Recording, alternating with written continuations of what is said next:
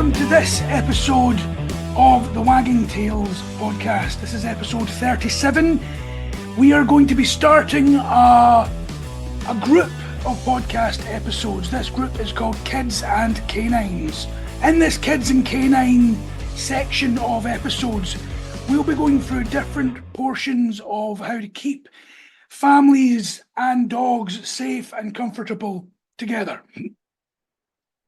This is an incredibly important topic, and it's a topic that all too often you see, even in the last week, and I'm not mentioning names, but we have had 2 different dogs that I know of who have been given up, rehomed as it were, because of kids in the house. Now, the thing that bothers me most about these ones is that the dogs haven't done anything wrong. There's nothing happened to the kids.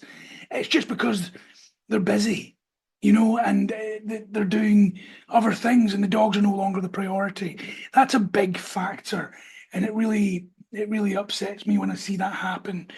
The other ones I've seen are dogs getting into trouble because the kids won't leave them alone. There was a horrible situation, and again, I won't go into full details, but effectively, dog was at home on his bed in his safe spot.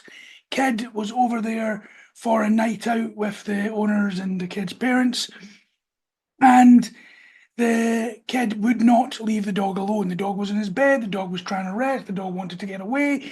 The kid kept tugging and hugging and kissing and pulling the dog, and after about 2.5 hours, 3 hours, the dog literally just pushed the kid away with a paw, scratched down the kid's back, and the kid's owners threatened to have the dog destroyed.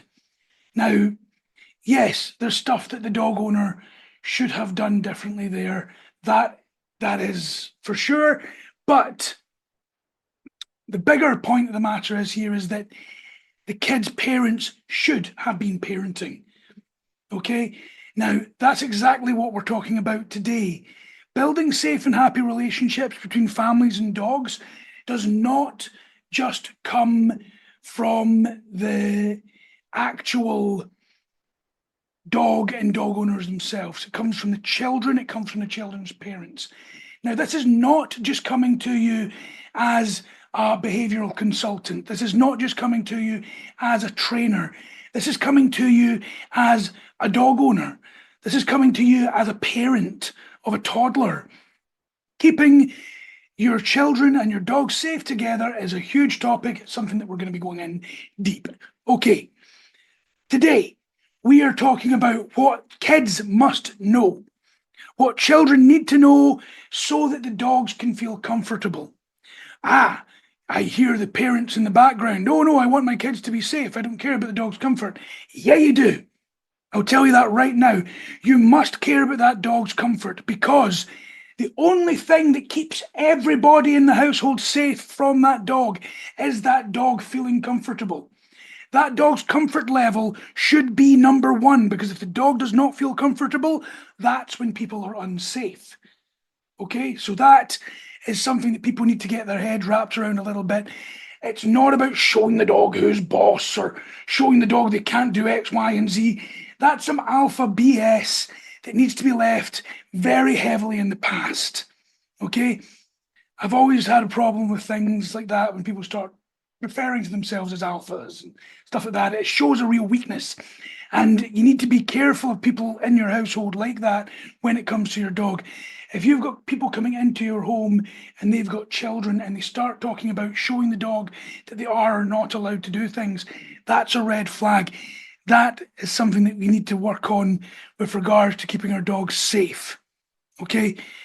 Slight side note there, that actually came from a little pain point that I've had from the situation that happened earlier on this week. Okay. Teaching children about dogs.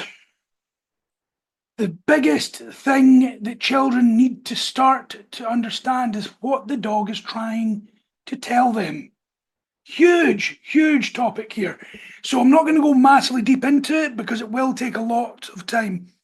What I will suggest is If you go onto our website, go onto the blogs and just type in calming signals, you'll find an article I wrote years ago which does show pictures of different dogs showing discomfort and things like that, which may be worth looking at for anybody. And indeed, if you have children, worth going on there and actually having your kids look at that so they can identify when the dogs are not feeling comfortable. It's something that we've done with my daughter heavily because I want her to be able to read the dogs. And I know that it's something coming from me that does this for a living, but I don't want her to get hurt. And we've got 3 big dogs in the house, and it doesn't matter how well trained the dogs are, the dogs must feel comfortable or there's always going to be that risk. So the first thing you've got to understand is teaching the kids how to read that body language, the simple stuff. We're not expecting children to be able to read the individual nuance of dog behavior and dog body language, but they should be able to recognize the simple stuff. Is the dog stiffening up? Is there stiffening body posture in the dog? Is the dog's eyes going wide? Are you getting those whale eyes? Are their ears pinning back? Are the ears looking as if they're uncomfortable? Or is the dog licking their lips and lapping their lips? Is the dog giving verbal signs? Is there low growls? Is there barks? Or even the small barking? Yeah, people might think, oh, it's so cute, it's so cute, it's so cute. No, it's not. The dog is trying to communicate discomfort. Okay? Yes, you do get playful growls, don't get me wrong, but you've got to look at the context. So children need to know what the basics are so that they can then turn to an adult and say, hey, what's Fido trying to tell me here? Okay? Because if they don't have that in them, it's going to be a real risk. And we don't want that for our children or for our dogs, to be honest. So there's certain elements, such as being able to understand that a wagging tail is not always happy, right? This is something that I feel I need to talk to a lot of people about. I don't have a tail, so I'm going to use my arm, or I'm going to explain it better for those that are just listening. Wide wagging motions, that's happy. If the dog's spinning all the way around, that's very excited and very happy. If the dog's tail is high and rapid, that's not necessarily happy. That rapid tail movement can mean that there is a potential risk. Okay, this is something that we need to make sure that kids understand so that they will stop. If the tail is tucked and low, most people know that that means that the dog is actually unhappy. So we need to ensure that we are doing our due diligence and making sure our children understand these. It prevents incidents. It prevents potential problems, which can really be the difference between a child being hurt and between a dog and a child getting on really, really well. So that is something that is incredibly important. Again, check out the website. Make sure that you're looking at the calming signals and educate your children on how to read those. We will be coming up with more courses online in particular, which will be teaching people how to educate their children, how to set their household up for dogs and kids. All of these things will be coming up fairly soon. So make sure that you're keeping an eye out for that if this is something that concerns you and something that you feel would be really beneficial to your household. This is where, as parents, it becomes incredibly important to ensure that the children and the child understands what safe interactions look like and how to actually go about them. Biggest thing, children must understand that they should and must always ask permission before approaching a dog. This does not matter if it is their own dog. It does not matter if it's a very friendly looking dog out in the street that's with children. They must always ask both their parent or their guardian, as well as the dog handler. You do not know if that dog is friendly with certain children and not others. For example, Athos, our big black dog, he lets Freya get away with blue murder. But if another child touches him, he looks at that child like it's got two heads and then walks away. Now that's fine. It means the child's perfectly safe. Athos isn't going to do anything, but he doesn't enjoy it. He doesn't enjoy other children the same way that he enjoys Freya. Whereas the other two dogs, they actually quite enjoy being around kids and playing with them and things like that. Every dog is different. Children need to understand this. Dogs are not robots. To be honest, a lot of adults need to understand that as well. So always ask permission. We practice this, and I do this with Freya on the regular. We see another dog. Oh, look, Daddy, a doggy. Oh, that's nice, Freya. Do you want to pet the doggy? Yes, okay, Daddy. Okay, you know what to do. You need to ask to see if it's okay to pet the doggy. And then she'll stop and she'll say, Hello, my name's Freya. This is Daddy. Can I pet your dog? And the owner will either say, Oh, yes, that's absolutely fine, or she's actually a wee bit scared. Please don't. And I have had to teach Freya to respect that. Now, that might sound easier said than done, but it's worth it. And there has been times where people have said, oh, actually, the dog's a wee bit nervous, prefer you not to. And I'll say, oh, sorry, Freya, we can't pet the dog. And yes, of course, she's got upset. But it's teaching her that she should not and cannot just go and pet any dog. Even though she grows up in a household with dogs, even though she's grown up with a dad like me who's constantly around dogs that are potentially dangerous as well, and she knows that that is something that needs to be done, must always ask permission. Approaching dogs appropriately. Kids must understand this as well, as should all adults, actually. There's a big one for adults as well, because I notice a lot of adults don't do it. These rules should probably go for everybody, to be quite honest. Always approach dogs calmly. Don't ever go, oh, hello, doggy, and reach out all excited. Yeah, you might come across some dogs that like that. Most dogs don't. Okay? I wouldn't like it if you met me for the first time, randomly put your hand on my face and start getting all excited. Yes, I know my beard is very soft. It doesn't mean it's okay for you to stroke it without asking.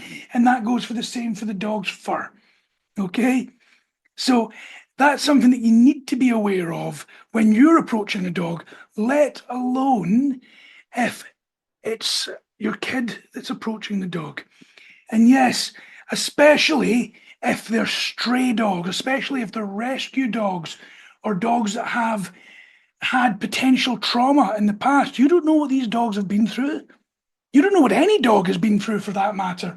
But it's incredibly important not to shock a dog that could potentially react out of no fault of their own because of something that they've had in the past. So gentle, calmly, always approaching gently. Let the dog come to you or to the child for the last few steps. Do not approach all the way. You know, you could almost joke that it's like what you're told when you're trying to go in for your first kiss. Oh no, don't go all the way. That's showing a little bit too much keenness. If you go all the way in, that's a bit too forceful. It's the same for petting a dog. Don't rush in at the dog. You can go about, a third of the way there, maybe even half if it's the right dog, but the dog must come to you as well. Now, this does come to a point that we'll talk about later on. Do not kiss dogs, okay? Just don't. But letting the dog approach the child approaches their portion of the way very, very gently and very, very calmly. Again, practice this with your children.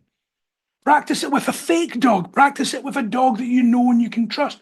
Practice it with your own dogs so that when your child comes across strange dogs that are with other people or anything else, they are not complete novice at this. Okay? Touching the dogs. Do not pull the dog's ears. Do not pet the dog hard. Do not pull the dog's tail. Do not ruffle the dog too hard. You see people all the time ruffling the dog super hard. I don't even have a fake dog or a real dog here. That's very strange for this household that I don't have any form of dog in the house or in the room. I'm sure they're outside the room. But you cannot be too rough. You might see owners with the dogs that they know, they love, and they trust, and they'll be ruffling the dog up and stuff like that. The dogs know and trust that person.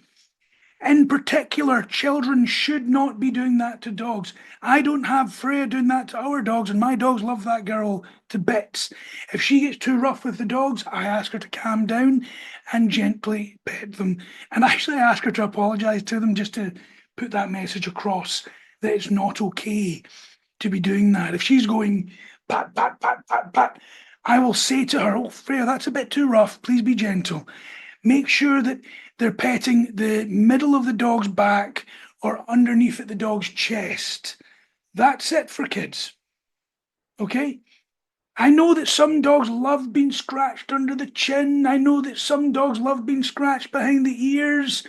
If that's a dog you know and trust, it's your dog and you've got your child, yes, okay, you can teach them that.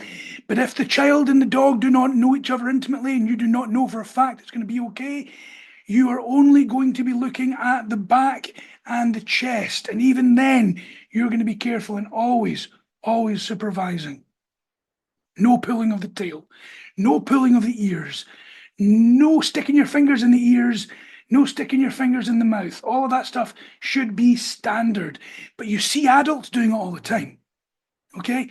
So that is a big safety interaction as well. Avoid sudden movements. This should be a given as well. Some dogs get skittish. Kids moving fast will scare them, could trigger either a reaction or could trigger overexcitement, which could also lead to an injury. It's very, very important that you practice that as well and the children understand it. If you are struggling to have your child understand these things, you must make sure that you can keep distance with dogs you do not know and trust. That might sound harsh, but it is true. Last, and certainly not least with safe interactions, no hugging. Okay? People think this is cute. Oh, look at the kid hugging the dog. Oh, look, it's fine, it's fine. Trust me when I tell you this, if you can read dog body language and calming signals properly, there is 1 in a million videos on that internet where the actual dog is comfortable. 99.999999% of the time, the dog is not comfortable. Okay? Most of the time, these dogs are tolerating the children hugging them. They are certainly not enjoying it. Don't put your dog through that. Don't put your child at risk. Okay? Dogs do not have shoulders like ours. I love a hug, but I don't hug my dogs that often, or at all, actually, because they don't do it. Okay? When you put your arms around a dog, you're putting them into a vulnerable position. They might tolerate it better with you as the dog's owner or guardian or parent. They might even tolerate it with your children, but it is not something that you want to be putting your dog through, and it's not something that you want a child to be going through because that is a potential danger. And of course, respect the dog's personal space. That is a given. Don't put your face to face with dogs. There was a horrible story of a guy that had come back. He'd had way too much to drink. That's okay, no judgments there. But he went in, dog was sound asleep, went down onto the dog bed, put his face nose to nose with the dog, got all excited. The dog woke up, got startled, bit the man's face, and it was about 50 odd stitches in the guy's face. Is that the dog's fault? No, not even a little bit. In which world people think that it's okay to wake somebody up like that and assume that the person being woken up should just accept it because they're a different kind of animal to the other? That's madness. Okay? Respect the dog's space. And that leads us on to the nice one of boundaries and rules, right? And I am using examples here, and I'm not sugarcoating. I'm not using names. I'm not using names, but I am using real examples so that people can see that these are not made up situations. Things go wrong. Things go wrong. And it's important that these guidelines, these rules, these teachings are what's used to actually ensure that people are safe and kids are safe. So establish clear rules for kids and dogs. I'll show you the rules in our house. When we have play dates, when we've got people around, when we've got guests around, adults or children, they are not allowed in the master bedroom. Now, personally, I kind of think that should be a given, but that's because as well, the master bedroom is the dog's safe zone. This is where the dogs can go to escape from the chaos of guests. This is something that I feel is incredibly important because if the dogs are feeling overwhelmed, if the dogs are feeling stressed, they need to be able to get out of there. And that's very, very much a key component of keeping people safe and the dogs comfortable and safe. So we've got a baby gate at the master bedroom. The dogs look unsure, they look uncomfortable. I'll actually ask the dogs to go in. I'll just say, hey guys, do you want to just go in and lie down for a bit? And we'll let them go. Having that safe zone is very, very important, and children need to respect it. And incredibly important, adults, parents, they must respect it as well and parent their children. Do not expect the dog owners to parent their children. That's not okay.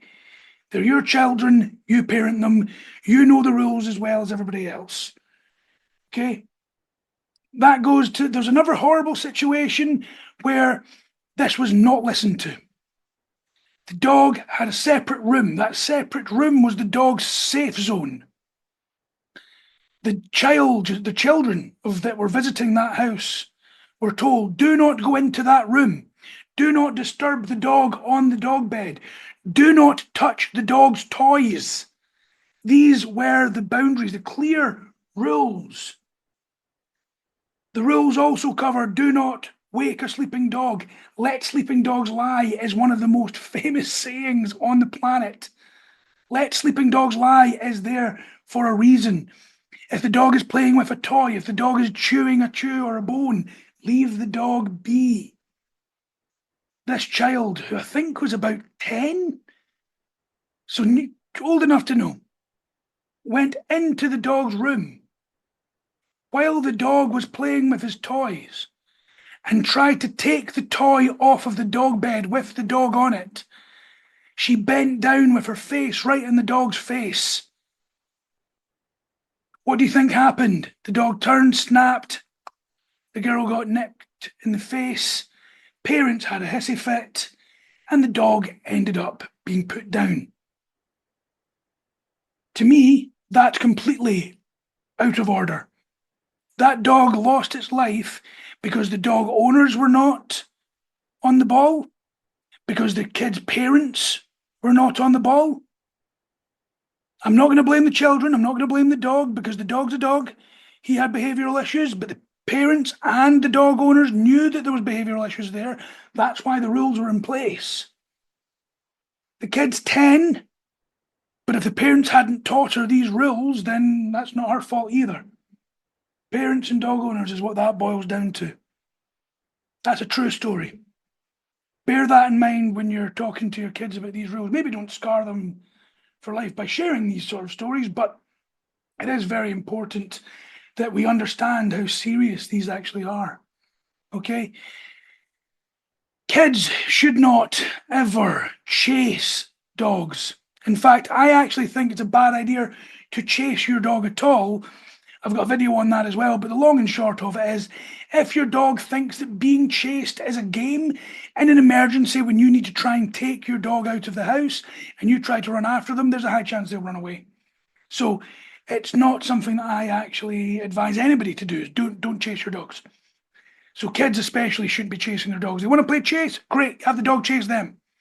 Have the dog chase them and hold a ball in their hand so that when the dog gets close, they can throw the ball and the dog deviates away and doesn't get overexcited with the kids. That's safe chase with a dog.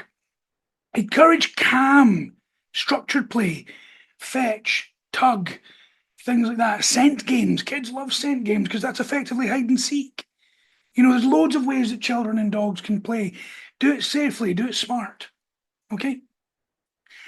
Set predictable environments. If you know there's going to be a play date, have the play date away from where the dogs are, and vice versa. Let the dogs interact a little bit if they're good, and then move away again. There's no reason at all for the dogs to 100% constantly be with a group of kids. It's very overwhelming for dogs, even dogs that really enjoy it. So bear that in mind as well. Now, we are talking about what kids need to know about dogs, but for this next point to actually work, the dog must have been taught some basic things. So most of all, I always say the very, very least, your dog should be able to sit, your dog should be able to stay, and your dog should be able to leave it. Okay, at the very, very least. If the children understand sit, stay, and leave it, they can use those commands to keep themselves safe. If the dog gets over excited or upset, the kid can go leave it, and the kid can back away slowly. Okay, that is something that I always say is very important. Freya knows these. Freya also sends the dogs to bed. Admittedly, the times that she uses it is mostly if they're disturbing her when she's playing Lego. The other day we had a funny one where she was playing with her Lego. Athos walked over the top of her and knocked the tower over. And she got so upset and so frustrated, and she was like, oh, Athos, bed. And you just saw Athos kind of going to bed as if he'd just, the worst thing in the world had happened. And he kind of was like, oh, okay, she's told me to go to bed. And he went to bed. Silly little example, but if that example had been with a dog that was getting overexcited or a dog that was getting upset, that could actually have been very useful. So these basic commands, nothing complicated. Sit, stay, leave it. You know, bed doesn't need to be that one. That's just one that Freya uses. So kids learn from repetition. If you've got a dog in the house, you've got to use the training properly so that your kid learns how to use it properly. Turn it into games. Use sit, stay. Then the kid runs away and hide. Shouts come. The dog finds them. They get a treat. That's hide and seek. But it's also teaching the children how to use these basic commands to keep them safe. Okay? So don't underestimate how clever your children actually are. A lot of people, oh, they're just kids. Do you know what? Freya's 3.5 and doing that. Okay, so it's not, you shouldn't underestimate them at all when it comes to things like that. Okay, supervision and responsibility. This is one where it can come across a little bit harsh, but at the end of the day, supervision is crucial. You do not leave children and dogs alone together. You just don't. Children are unpredictable. Dogs can get nervous. I trust my dogs more than most people will trust their dogs, but Freya's not left alone with them. She's not.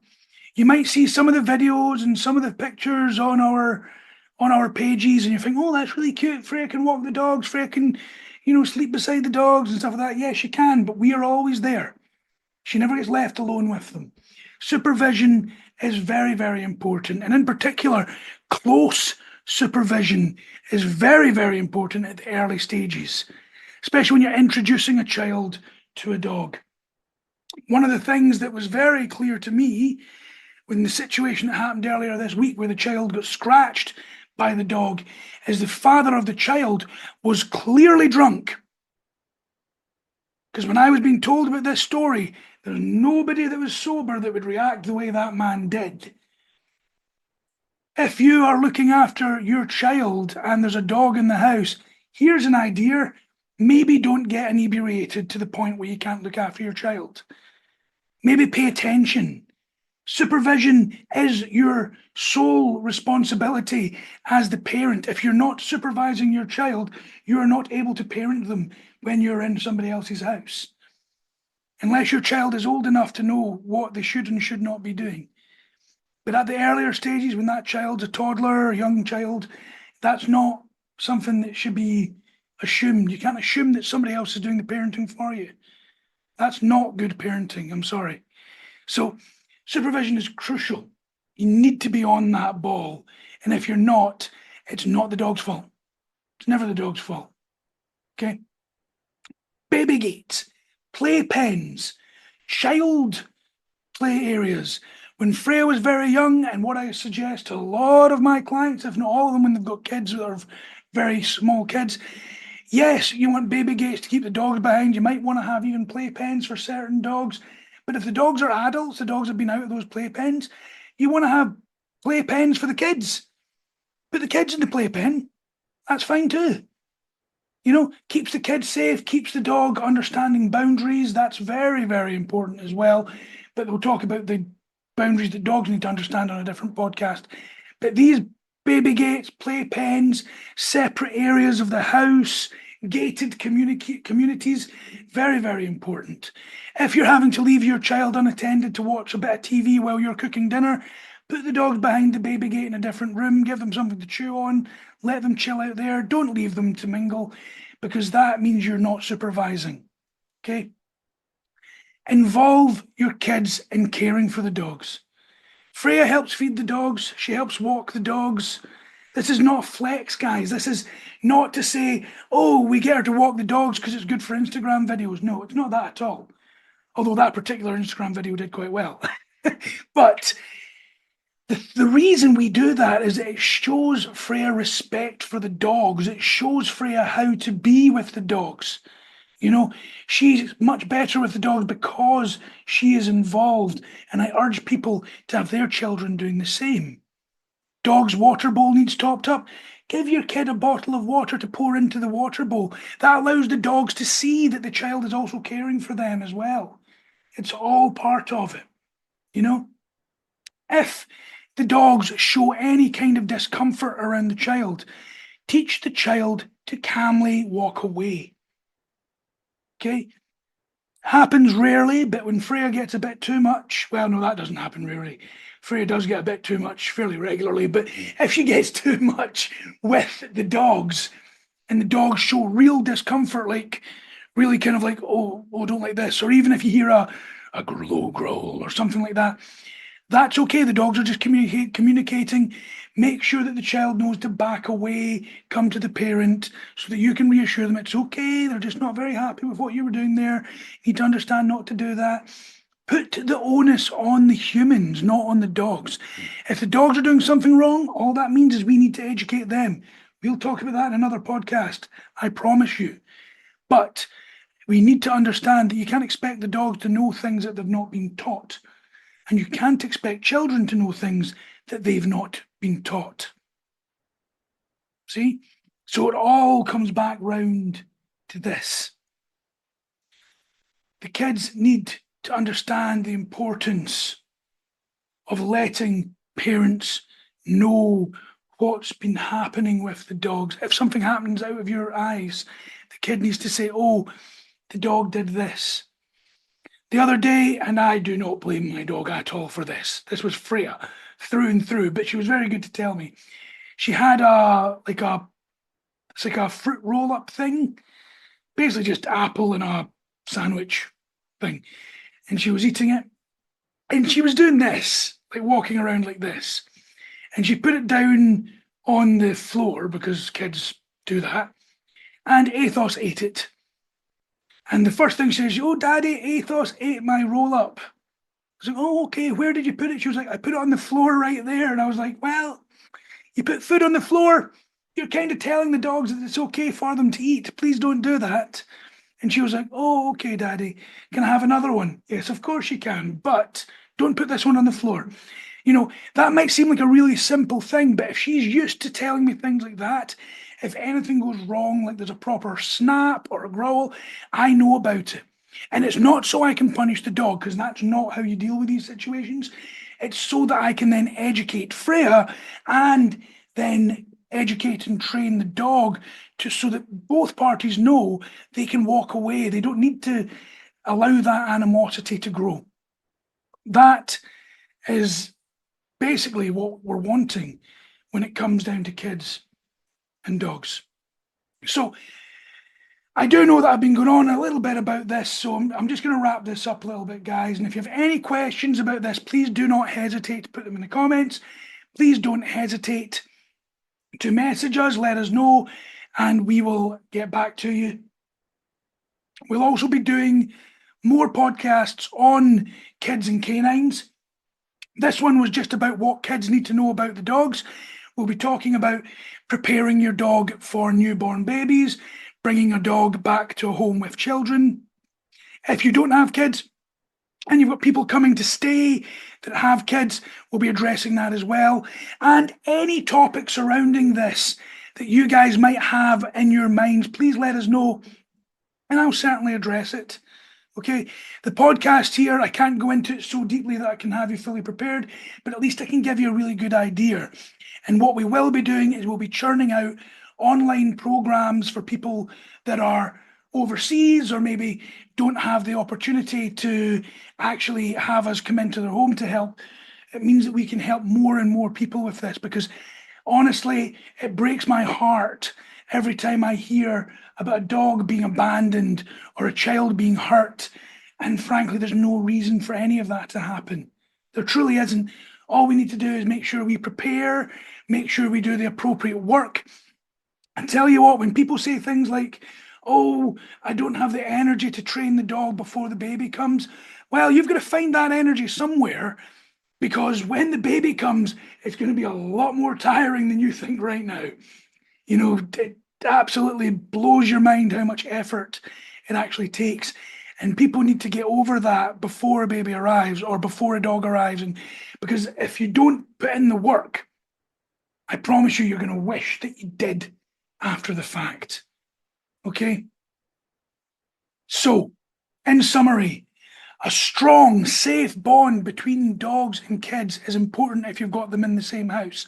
This is why we play. This is why we have the kids involved. You must be doing that. Clear communication and understanding is paramount. The kids need to respect the dogs, and yes, the dogs need to respect the kids. And again, we will be addressing that, don't worry. But respect and communication is incredibly, incredibly important. The kids need to understand what the dogs are trying to tell them, at least at the very basic level, so that they can then come to an adult to clarify. I tell you what, guys, I can't stress this enough.